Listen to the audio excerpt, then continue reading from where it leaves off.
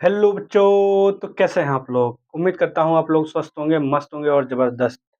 तो आप लोगों के लिए हम लेकर आ चुके हैं ह्यूमन रिप्रोडक्शन सिस्टम का ये पार्ट 2 है। क्या है? पार्ट 2 है, जिसमें हम बात करने वाले हैं आज ह्यूमन रिप्रोडक्टिव सिस्टम यानी मानव जनन तंत्र। मानव जनन तंत्र क्या होता है, किस प्रकार कार्य करता है और कैसे कार्य करता है, और इसमें क्या-क्या फैकल्टीज़ होती हैं और या मानव जनन तंत्र के अंदर कौन-कौन सी प्रॉब्लम का सामना करना पड़ता है, अगर इन पे विशेष ध्यान ना दिया जाए तो। इन सभी बातों को मद्देनज़र रखते हुए और आपके यूपी बोर्ड एग्ज़ाम में पूछे गए हर एक सवाल का जवाब देने के लिए हम आ चुके हैं। तो चलते हैं पहले मानव जनन तंत्र।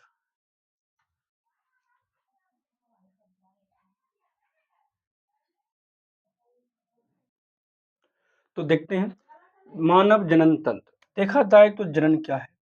तो बात करेंगे जनन से संबंधित सभी क्रियाओं में भाग लेने वाले अंगों को जनन अंग कहते हैं। क्या कहते हैं? जनन अंग कहते हैं। कार्य के आधार पर जनन अंगों को निम्न दो प्रकार भागों में बांटा गया है या दो भागों में विभाजित किया गया है। पहला जो है जिसे हम कहते हैं प्राथमिक प्राथमिक अंग, और जो दूसरा अंग है उसे कहा गया है द्वितीयक अंग।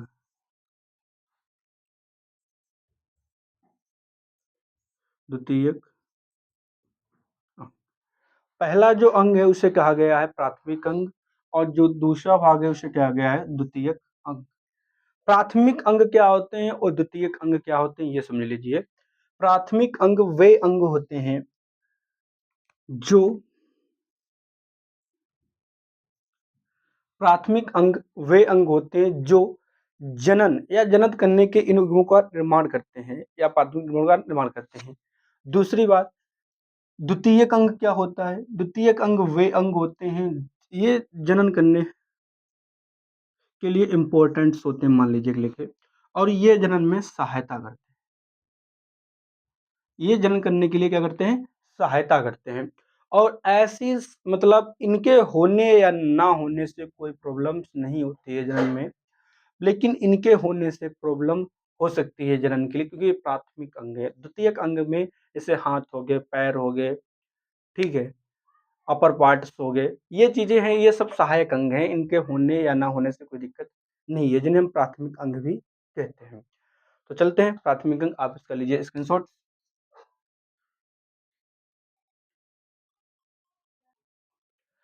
मानव जनन तंत्र के अंदर पहला पॉइंट आता है नर जनन तंत्र। क्या है? नर जनन तंत्र और मादा जनन तंत्र। नर जनन तंत्र में थोड़े पार्ट्स ज़्यादा हैं, ग्रंथियाँ ज़्यादा हैं, तो उन पे हम थोड़ा डीपली से पढ़ेंगे। मादा जनन तंत्र में थोड़ा कम सिलेबस है, उसका थोड़ा कम देखेंगे, और एक भी वीडियो में ये सब कवर करना मुश्किल है। तो नर जनन तंत्र को हम 2 से 3 वीडियो में कन्वर्ट करने वाले हैं। तो देखिए, हम बात कर रहे हैं नर जनन तंत्र यानी male reproductive system. Male reproductive system में क्या है? कहा गया है कि नर जनन तंत्र को निम्नलिखित अंगों में विभक्त किया जाता है। विभक्त मतलब निम्न है बहुत अंग, लेकिन नॉर्मली अंगों में व्यक्त किया जाता है। जैसे बात करें, पहला है जिसे हम कहते हैं वृषण कोश। क्या कहेंगे? वृषण कोश, जिसे हम स्क्रो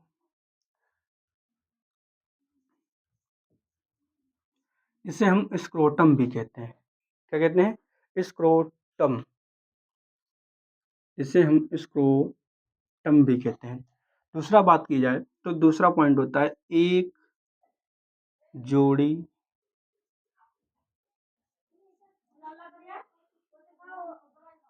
एक जोड़ी वृषण। फिर होते हैं एक जोड़ी एक जोड़ी अधिवृषण।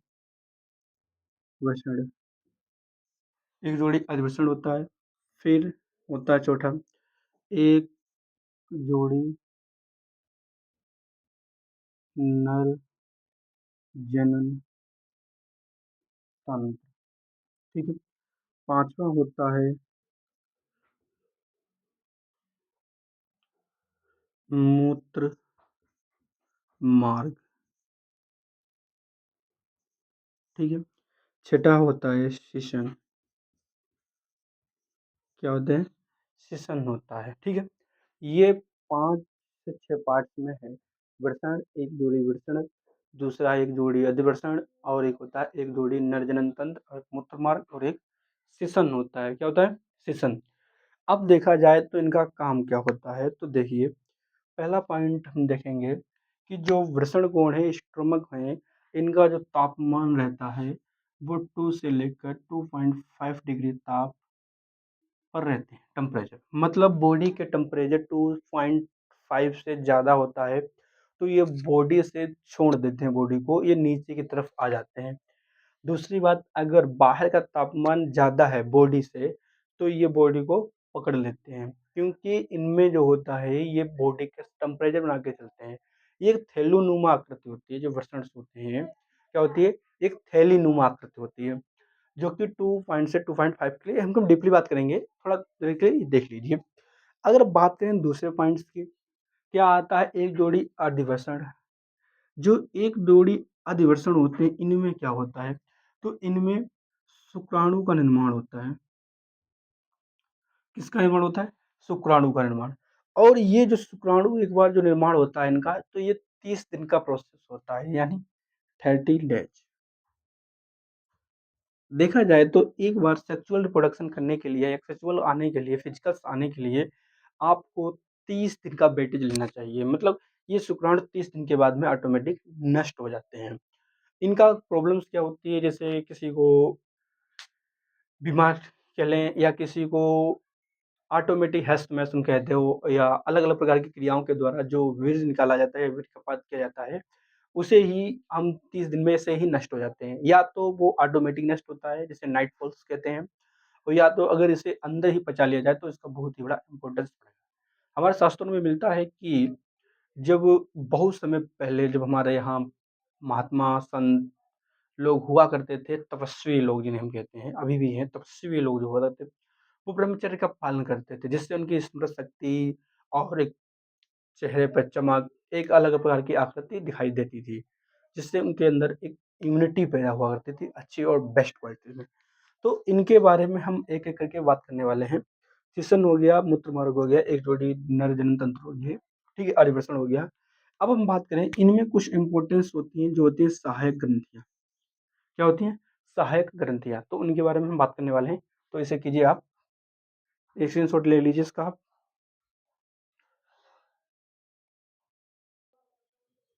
तो देखते हैं सहायक जनन ग्रंथियाँ क्या होती हैं। सहायक जनन ग्रंथियाँ 3 पाई जाती हैं। कितनी? 3 ग्रंथियाँ होती हैं। पहली जो होती है ग्रंथि, उसका नाम है एक जोड़ी शुक्राशय। क्या है? एक जोड़ी शुक्राशय है, उस शुक्राशय, ठीक है? उसके बाद में दूसरी जो है उसे कहते हैं एक जोड़ी प्रोस्टेट। एक जोड़ी प्रोटेस्ट ग्रंथि होती है। दूसरी जो तीसरी होती है लास्ट में, जो एक जोड़ी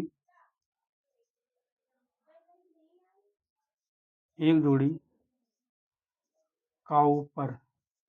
क्या होती है? एक जोड़ी काउपर ग्रंथि होती है। क्या है? ये सब ग्रंथियां हैं। क्या है? ध्यान रखना, ये सभी क्या है? ये ग्रंथियां हैं। ठीक है, ग्रंथियां,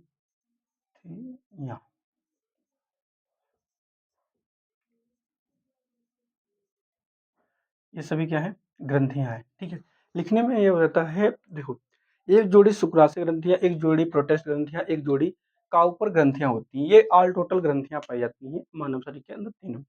तीनों का अलग-अलग काम है और इन तीनों के बारे में हम विधिवत पढ़ने वाले हैं कि एक ग्रंथि का काम क्या होता है, ये ग्रंथियाँ कहाँ पर पाई जाती हैं और कैसे पाई जाती हैं। तो आप इसका स्क्रीनशॉट लीजिए और इसके बाद में हम नर जनन तंत्र का डायग्राम बनाने वाले हैं और उस डायग्राम के बाद में इस क्लास को हम समझने वाले हैं। तो लीजिए आपका इसका स्क्रीनशॉट्स।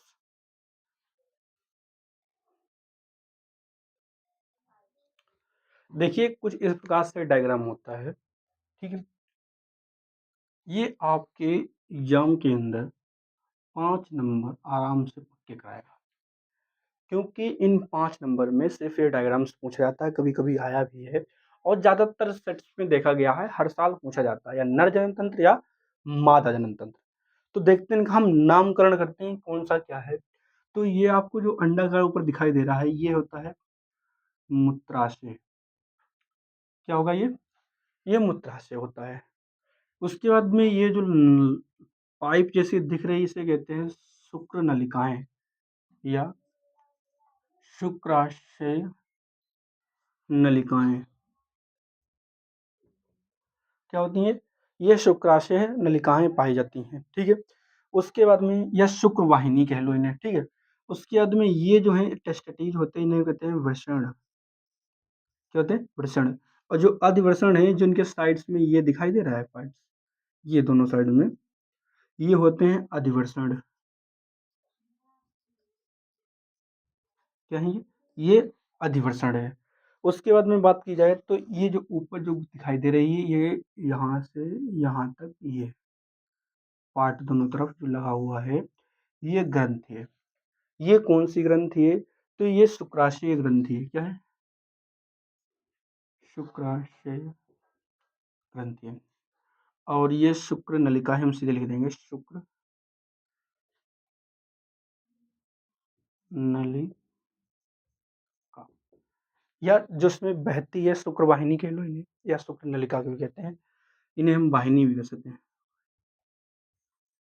शुक्र वाहिनी भी कहते हैं। उसके बाद में ये जो आता है, इसे हम प्रोटेस्ट ग्रंथि भी कहते हैं। क्या कहते हैं इसे? प्रोटेस्ट ग्रंथि भी कहते हैं, ठीक है? प्रोटेस्ट प्रोटेस्ट ग्रंथि भी कहते हैं, ठीक है? प्रोटेरेस्ट ग्रंथि, ठीक है?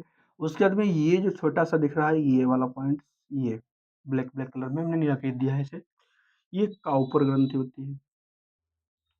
क्या होती है? काउपर ग्रंथि। तो हो गया। अब क्या बचा? ये जो सीशन है, क्या है? ये जो टोटल दिखाई दे रहा है, ये क्या है? ये सीशन है।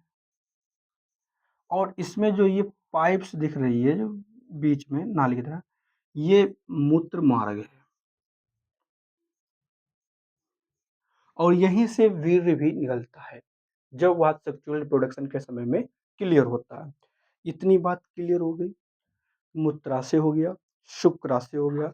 शुक्राशय में क्या होता है? तरल पदार्थ होता है। क्या होता है? तरल पदार्थ होता है, जो कम से कम 65% लगभग होता होगा। कितना है? 60 से लेकर 65%। एक प्रोटेस्ट ग्रंथि है, जिस ये भी तरल पदार्थ ही बनाती है, जो कि 25% से लेकर 30% तक ये क्लियर करती है। ये भी तरल पदार्थ बनाती है। काउपर ग्रंथि क्या है? ये भी ही चिकना तरल पदार्थ निकालती है। कैसा? चिकना और तरल पदार्थ। काउपर ग्रंथि में कैसा? चिकना तरल पदार्थ। ये कब निकलता है चिकना तरल पदार्थ? जब सेक्सुअल रिप्रोडक्शन होने के लिए कई एक्टिवेट हम लोग तैयार होते हैं, जब 2 मेल और फीमेल्स तैयार होते हैं, उतने टाइम पर, उस समय पर एक पहले से पहले ही पॉइंट में एक चिकना तरल पदार्थ निकलता है, चिपचिपा व्हाइट कलर का। कैसा? सफ़ेद कलर का। उससे क्या होता है? सफ़ेद कलर के निकलने से जब सेक्सुअल रिप्रोडक्शन के समय में ये बहुत ही सहायक होता है, जिससे बैक्टीरिया जो होते हैं वेजाइना पे, उससे ये नष्ट करता है वहाँ पर। नष्ट करने के बाद में ये आगे बढ़ता है, जो प्रोसेस अपनाया जाता है, उससे ये चिकनावट उत्पन्न करता है। कौन-सा? जिसे हम कहते हैं काउपर ग्रंथि। ये चिकना तरल पदार्थ उत्पन्न करता है। इतनी बात क्लियर है? इस टोटल आप डायग्राम जब कन्वर्ट कर देंगे, तो आपके 5 नंबर ऑटोमेटिक कंप्लीट हो जाएँगे। इतना होने के बाद में आप इसका स्क्रीनशॉट ले लेंगे, और आज की क्लास को हम यहीं पे करते हैं समाप्त। आगे हम बात करेंगे वृषण कोश से, क्योंकि जो भी हमने इन चीज़ों में लिखा है, ये वृषण कोश क्या है, वृषण क्या है, अधिवृषण क्या है, इनके बारे में हम डीपली जानकारी प्राप्त करने वाले हैं। तो मिलते हैं नेक्स्ट वीडियो में, नेक्स्ट पार्ट के लिए। तब तक के लिए नमस्कार। जय हिंद।